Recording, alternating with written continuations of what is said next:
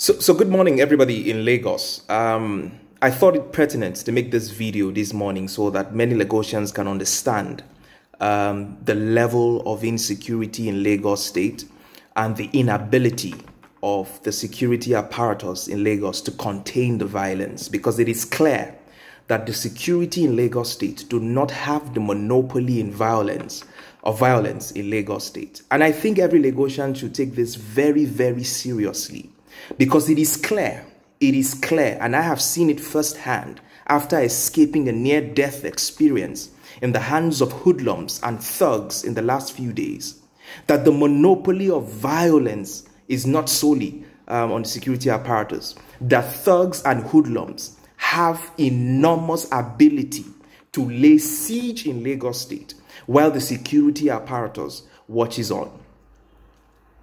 So it is time for Lagosians to begin to hold their representatives accountable, because Katsina, Zamfara, and states in the north did not end up like this in one day.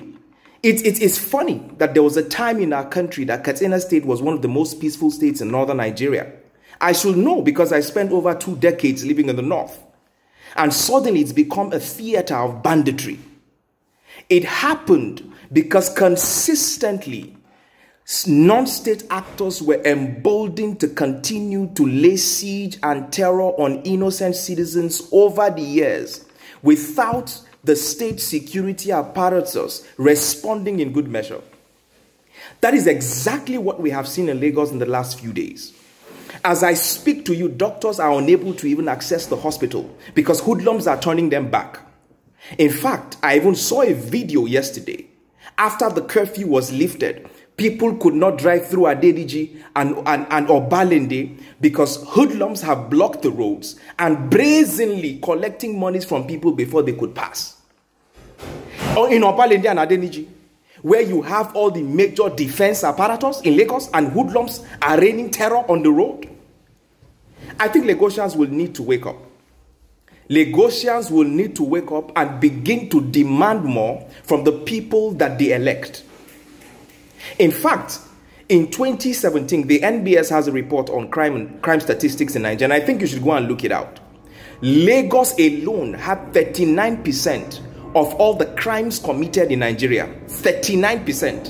2017 crime report, NBS.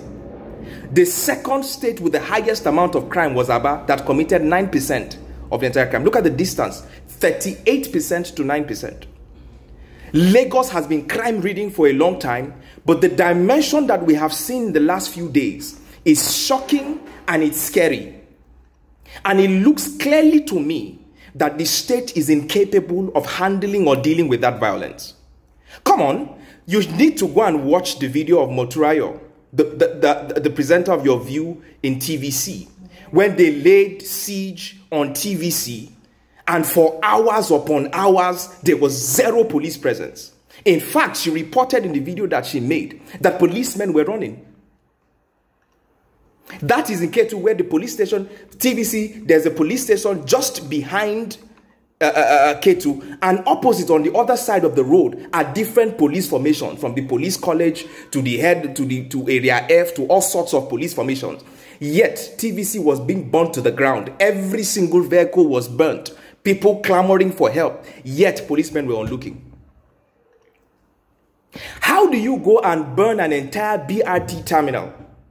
Close to 100 buses burnt to the ground, and not a single arrest could be made. Not a single arrest could be made. They burnt down banks and shops in Bode Thomas, running rampage for hours, and not a single person could be arrested. Not a single person could be arrested. This is how impunity starts. This is how impunity starts. And I shall know, again, I repeat, because I have read every single book on Boko Haram, and I don't say this because I brag. I have read every single book on Boko Haram except that released by Premium Times recently.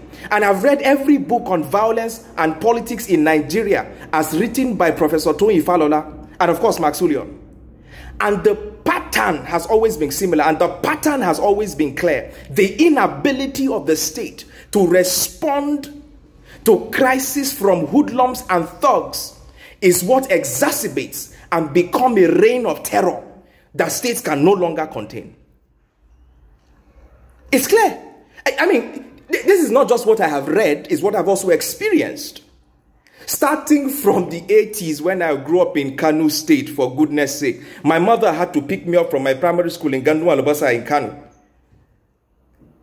to escape a mob when riots broke out in Kano.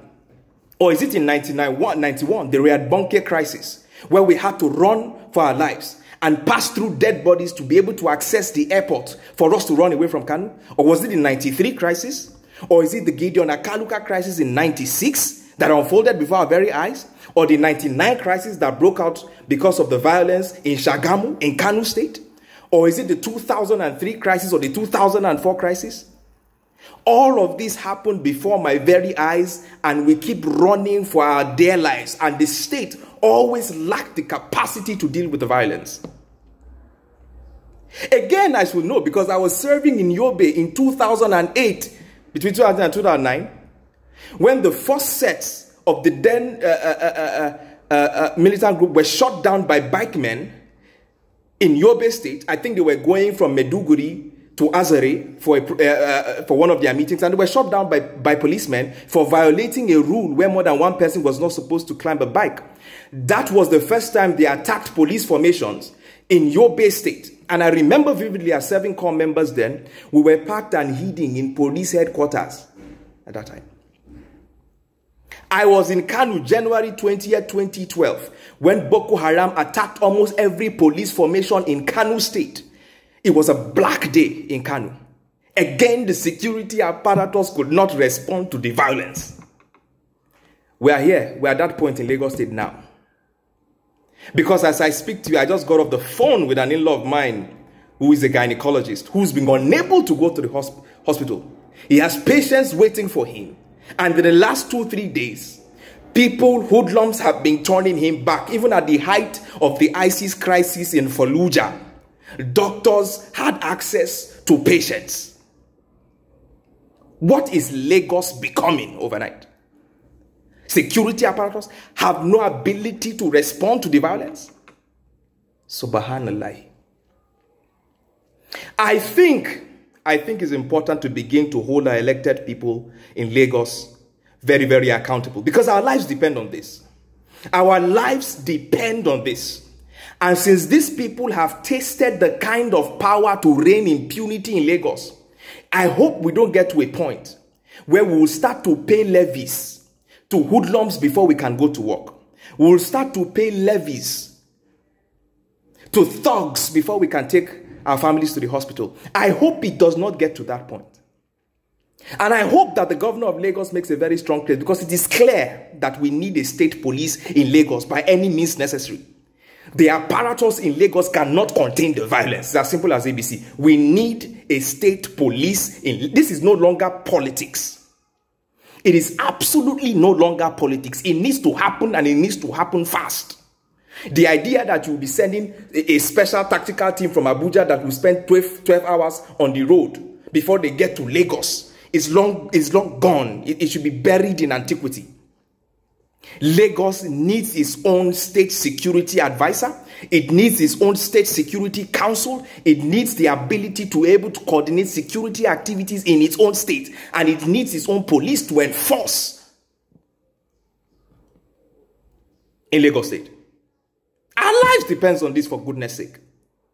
And I will keep singing this every single day for those who do not know. This is how the North became a theater of banditry. It did not happen overnight. Non-state actors realized that the state could no longer contain the violence, and they ran rogue. Today, people are running away from Katsina, going to find refuge in Niger Republic.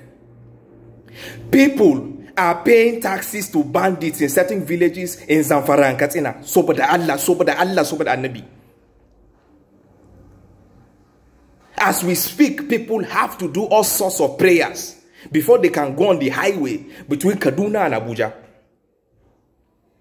This is not the country that we dreamt about. And except we do something about it, except we do something about it. I am afraid of what might become of Lagos State. You can't have a system where thugs are running rain. You go to Alausa, you go to the secretariat, thugs are everywhere. They are parking cars, they are collecting monies when you go and see one commissioner or the other. Thugs are everywhere. You go to ceremonies, they are everywhere. What kind of system is this? They are collecting taxes at local governments. They are raining riots everywhere. We cannot have the most cosmopolitan state, the sixth largest economy in Africa, run by thugs and hoodlums. Enough is enough. Enough is enough, and Mr. Governor, you need to sit up to your responsibility to protect the life and citizens of Lagosians. It's enough. It's enough.